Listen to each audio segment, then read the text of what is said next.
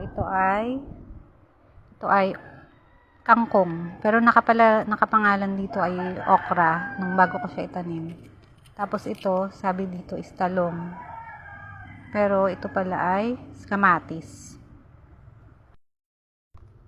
Tapos yan guys, tinanim ko dito. Dito ko nilagay yung part na talong. Tapos dito sa part na to yung okra. Pero ganyan yung itsura niya guys. Gumagapang siya. Tapos ito yung tanim ko na kamatis. Yan yung kamatis. Tapos ito yung tanim ko na talong. Di ba magkamukha sila? Yung pala kamatis din siya. Tapos ito, research ko sa Google. Kangkong pala yan. Kaya gumagapang. Yan pa yung iba kong plants. May mani dyan, may apple. 3 yung apple. Yan. 1, 2, 3. Tapos, yun yung kamote. Basta yun. Tumubo sila. Batuhan, diba? Parang imposibleng tutubo sila. Kamatis ko, may flower na siya. And yun yung kangkong. Ay, nakatayo siya. Tutukudan ko pa naman sana. Akala ko ay okra. Tapos ito naman yung mga bell pepper. Guys, nakita niyo yung video ko. Ano lang kasi yan. May expectation ako dyan na yung tinanim ko is okra at saka talong. Pero it came out na hindi pala siya okra. Kangkong pala siya. And then, yung isa naman, akala ko talong, pero kamukha nung kamatis. Kamatis pala talaga siya. So, ang point ko dito guys is, sabi nga nung asawa ko, at least di ba may kangkong, parang gulay pa din naman yun. So, wala namang masama. Pero yung may part sa akin na imagine, nagtanim ka ng buto, so inaabangan ko siyang mag-sprout, alam mo yung magkatubo, tapos tumubo siya. Sabi ko, medyo nakakatawa. Sabi ko, bakit kaya itong okra na to gumagapang? Tapos, kahit anong tukod ko, nababali yung katawan niya. yung pala ay kangkong. Ano ba yun? Pero ano lang, to share with you guys. Ang dami kong halaman. Hindi ko in-expect na tutubo sila lahat. Nakita nyo naman dyan sa video, ano siya.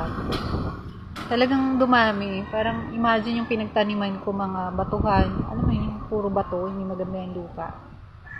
Nakita nyo din naman yung kamatis ko. Ano siya, may mga bulaklak na. So, talagang magkakabunga siya for sure. Kahit na-disappoint ako or may nakakatawang pangyayari, in the end, gulay pa din sila, diba? Parang kapaki-pakinabang pa rin.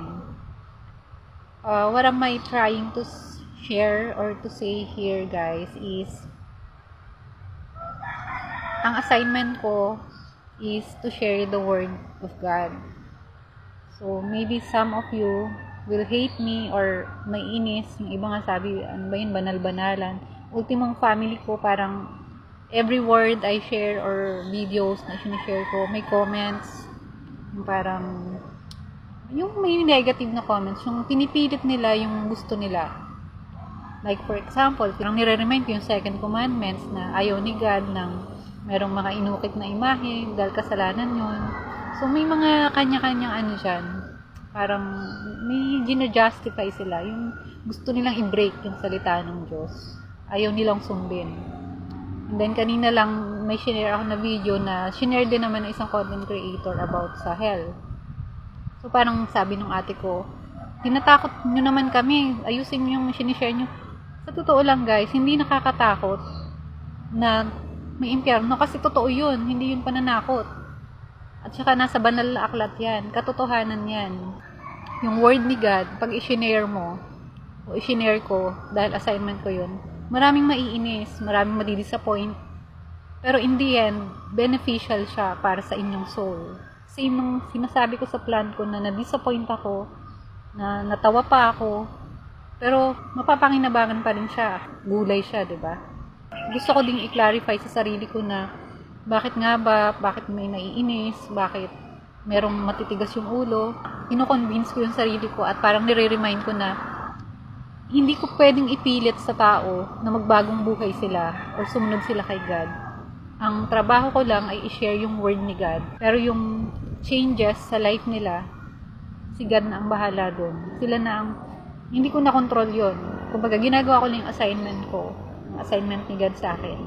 Kaya, ang dating man sa tao ng mga sinasabi ko na salita ng Diyos, ay may iba silang interpretation, nadidisappoint sila, naiinis sila, or natatawa. In the end, ang word ni God talaga is kapakipakinabang sa inyong kaluluwa. Nagkaroon ako ng realization na hindi ka dapat mag-complain or mainis pag alam mo namang kapakinabang at para din naman sa'yo yung isang bagay.